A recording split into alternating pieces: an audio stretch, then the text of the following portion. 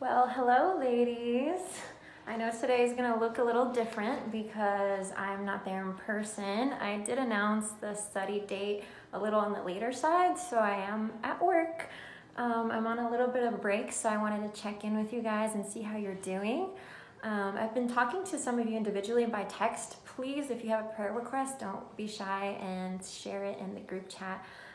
We are starting a new study today. And it's called Boundaries in Our Bodies, in Dating, and in Leadership. And so I just wanted to start off today. It's going to be a little less than our normal 60 minutes, but you can rewatch this or watch it at your leisure. I know today's a holiday, so happy Valentine's Day. I figured it would be fitting for the first session, so just call this part one. And the question that we're going to be answering today is, what are boundaries? So I took a few notes here. We are using the Boundaries books by Henry Cloud and Wilhelm as resources. So specifically today's session is based off of the Boundaries dating book.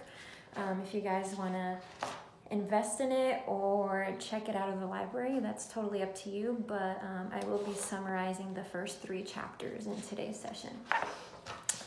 So chapter 1, we get into the definition of a boundary, and what the authors say here is that boundaries sometimes can be seen as walls. If somebody you're talking to has their walls up, it can be seen as selfishness. It can be seen as a boundary to intimacy, meaning, if you have boundaries, you're not able to reach a certain type of place in the relationship that you might desire to.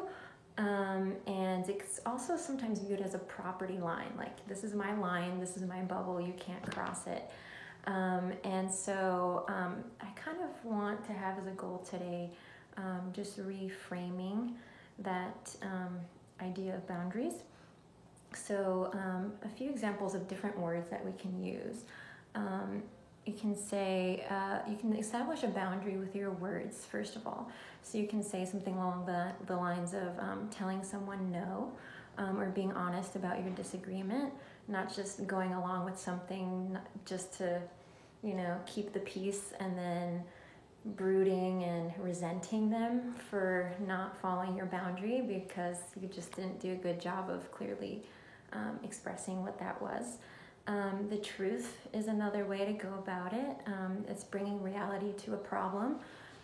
So let's say you are on a first date and you're at Topgolf and you have a physical boundary as far as, touching is concerned.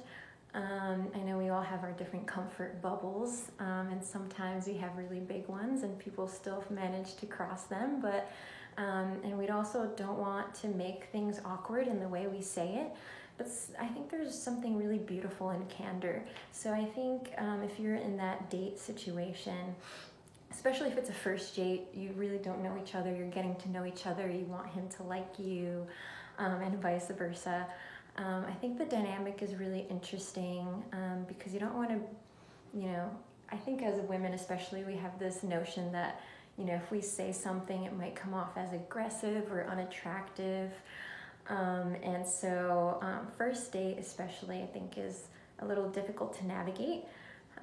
So what I would say in that situation, if you're at Topgolf and he says something maybe borderline flirtatious, like, hey, I know it's your first time, do you need any help? I'm willing to give you some pointers.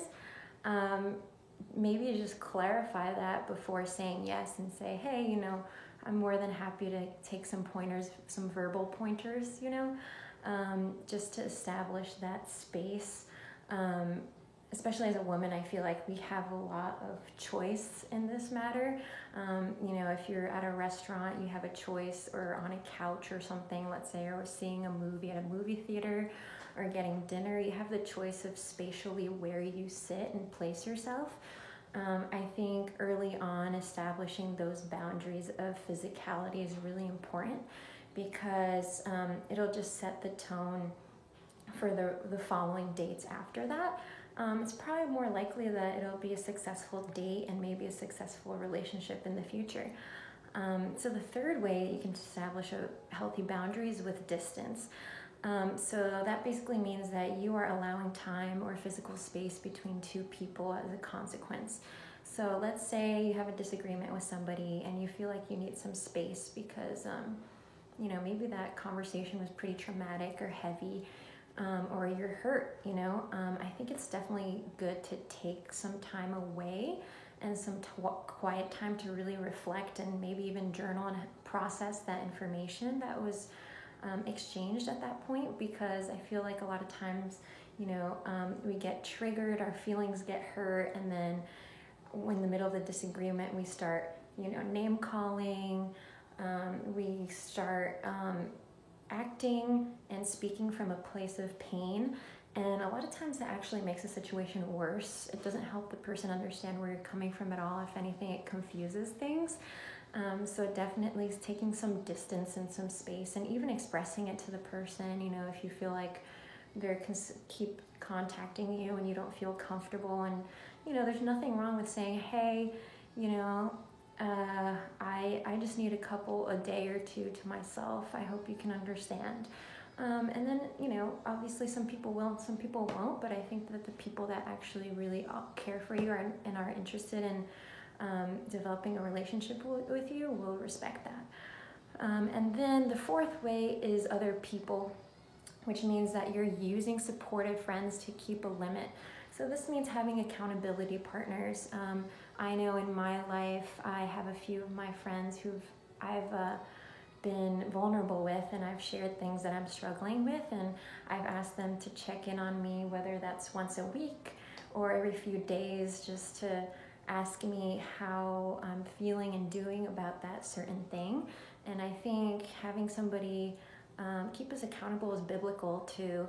Proverbs talks about how other people can sharpen us. And so that's just working together for the common goal of bettering ourselves.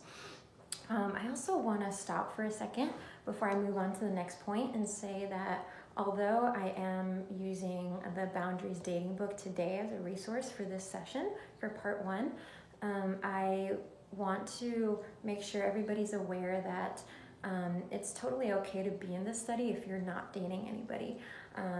Whether you're single or in a committed relationship, or dating casually, or dating exclusively, or married, or divorced, whatever your marital status may or may not be, you're more than welcome to be a part of this study, because like I said, I will be bringing in information from a lot of different resources, and it'll just be a hybrid of spheres in our lives where we need to develop boundaries and have healthy boundaries. And so I will love for you to continue in this study and just see what else we have to offer. So moving on to the next thing, boundaries give you the freedom to have choices. So freedom and choices are definitely things that we as humans flourish with. And I think there's this stigma that says if you say no, you're being mean. And I'm not really sure where that came from. I think people can be really reactive to the word no, and a lot of that is just because they might disagree with that decision and that response, but that totally doesn't negate the fact that you have the ability to choose that as a response. So yeah, you're definitely not being mean by saying no. I will also say that you don't want to be careful not to set ultimatums. And what I mean by that is that saying things just like, I won't go as far as you want. Let's say it's a dating relationship. Obviously, if you're Christian, you're practicing celibacy and waiting until marriage, until you find that person who you want to spend the rest of your life with, that will be a mutual sacred commitment, and you're waiting for them to have that sexual experience.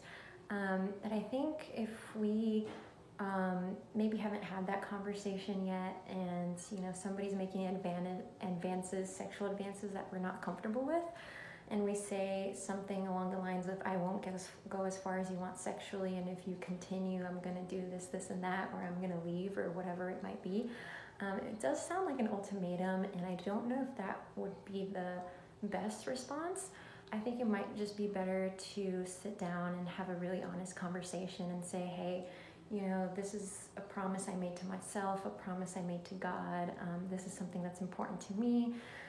Whether you're celibate or not, I think it's just important to clarify that at the beginning of a dating relationship, because that way there's no questions, confusion. You don't feel like anybody's pressuring you to do something that you don't want to. It's just establishing something early on, as opposed to figuring out how far can I go, or how far will she or he let me go without saying something, and it just it will save you guys both time and energy if you just get that conversation out of the way. And I will say, for my ladies out there who are celibate, if for whatever reason you have that conversation with somebody that you're interested in, and he says, hey, we're not on the same page,